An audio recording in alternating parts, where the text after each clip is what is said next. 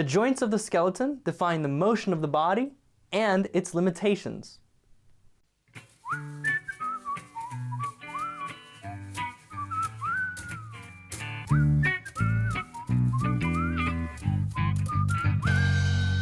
Hey, welcome to another episode of Proco.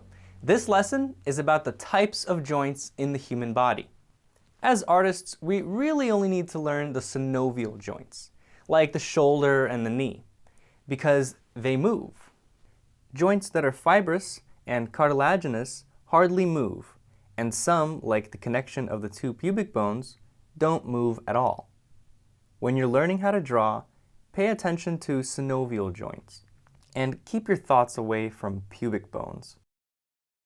If you know where the joint is on this foot, you know that it won't do this, or this, when you stand on your toes. It will do this. We need to know the position of the joint to make squash and stretch look like the real thing. Synovial joints. There are 6 types of synovial joints.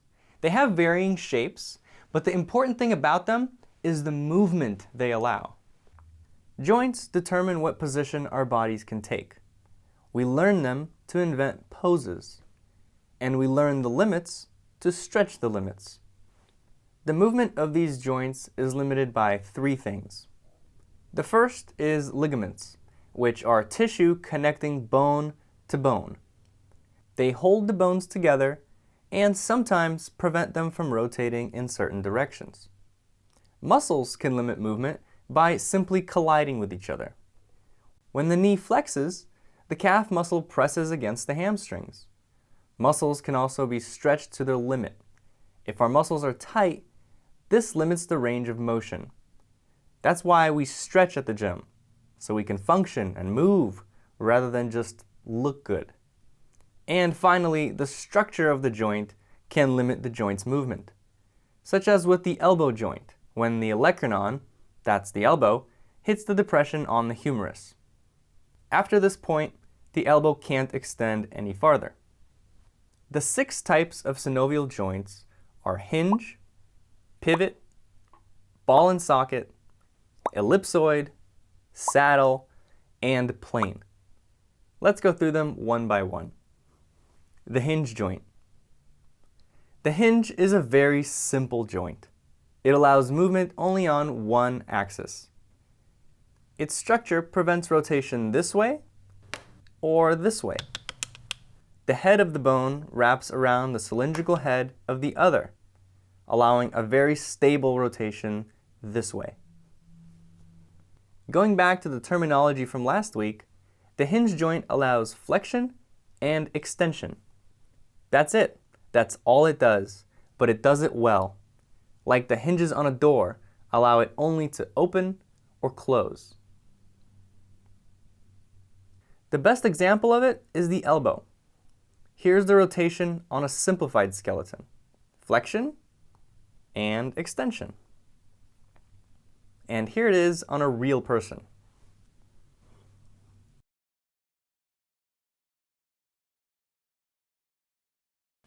So, if the elbow only allows flexion and extension, how is it that we're able to twist the forearm?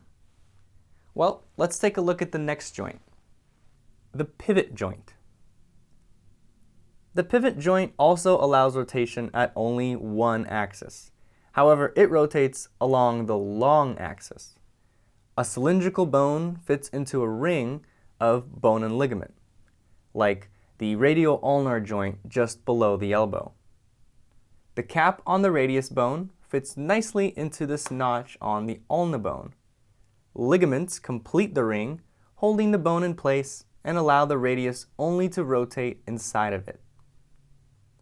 The result on the forearm is what we call pronation and supination. During pronation, the base of the radius rotates over and around the head of the ulna. The ulna stays relatively still. Remember, the hinge joint at the elbow prevents the ulna from twisting, so all of that twisting happens at the radius. And by the way, the distal joint of the ulna and radius is also a pivot joint. The combination of the pivot at the top and at the bottom creates that twisting motion for pronation and supination. Here's what it looks like on a real person. Supination, pronation. Supination and pronation. Supination, pronation. Supination, pronation. The ball and socket joint. The ball and socket is the champion of all joints. Hooray for the ball and socket. Its structure is just like how it sounds. A ball inside of a socket.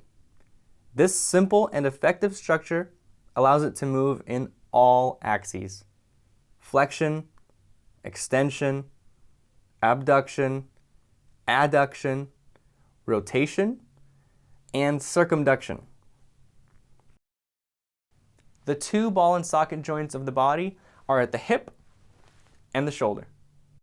The hip has a deep socket, which gives it stability but limits some range of motion. The shoulder joint has a shallower socket, which gives it greater range of motion but takes away some stability.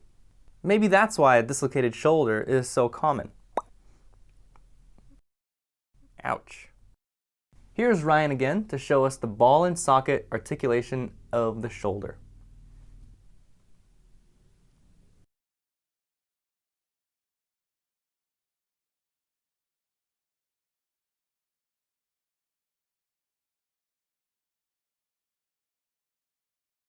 The ellipsoid joint. The ellipsoid joint is very similar to a ball and socket. However, the ligaments and its oval shape prevent rotation. But it still has the ability to rotate on two axes, which allows flexion, extension, abduction, adduction, and circumduction. Circumduction is just a combination of all the others in a circular motion. The ball, or oval head, also slides inside the socket. When it rotates along the wider plane, you can see how it pops out too much from the socket. So it slides back into center. A great example of an ellipsoid joint is the wrist, also known as the radial carpal joint. The group of carpal bones rotate inside the socket of the radius. And here's how it looks like on a real person. The saddle joint. The saddle joint is similar to the ellipsoid, but the rotation is limited mostly because of the bone structure. The structure of the saddle is very interesting. Both bones have a concave and convex surface. Convex means the surface sticks out like a hill. Concave means the surface curves in, like a hole or a cave. The concave plane of one fits on the convex plane of the other. It's like a 3D yin-yang, or a cowboy on a horse. The saddle makes the bottom piece, and the cowboy's legs make the top piece. The legs of the top piece, which wrap around the body of the bottom piece, allow a rotation this way. The body of the top piece can glide inside the legs of the bottom piece. So this unique structure allows the joint to flex, extend, abduct, adduct, circumduct, and very slightly rotate. An example of the saddle joint on the body is the carpometacarpal joint of the thumb. Let's see that baby in action. Finally, the plane joint. Not really as interesting as the others, but deserves our love anyway. It's basically two flat-ish surfaces, one on top of the other. These surfaces can glide or rotate. They usually come in groups, like the carpals of the hand and the tarsals of the foot. Ligaments hold these bones together, but might allow some rotation and gliding. Another plane joint is the acromioclavicular joint. That's the one between the clavicle and acromion process of the scapula. When we elevate the shoulder, The angle in here will adjust to keep the scapula vertical. The spine. I mentioned in the beginning that the cartilaginous joints are not important for artists, except for one big important case, the spine. Your vertebrae have a flexible disc between them, which allows a little movement that adds up to a lot. They're like a well-groomed team. When they all do their job, the result is elegant. When one fails to show up for work, the whole thing falls apart. And like team members, they have different responsibilities. Each section has different structure, so the range of motion is different. We'll talk about that next time when we explore the spine in detail. The spine is the core of the whole body. It's the thing out of which all the other parts grow. We need a trunk before we can grow branches. Assignments. For this lesson, there's 2 assignments. The first assignment is to find these joints on yourself and study the movement. I've posted 6 close-up images of Skelly's joints in the description under this video. Your second assignment is to draw them as simple versions. When you try to put them into perspective, you might find it difficult. But I will have Marshall Vandruff help you understand how to do it. Post your drawings in the Facebook group at facebook.com/groups/anatomy for artists. Marshall, the perspective master, will help to critique your assignments in the Facebook group. Later, Marshall will do a demo to show you how to simplify your forms and move them around. Alright, that's it. Thank you for watching, and thank you for being a premium member. If you like this video and the rest of the series, tell your friends.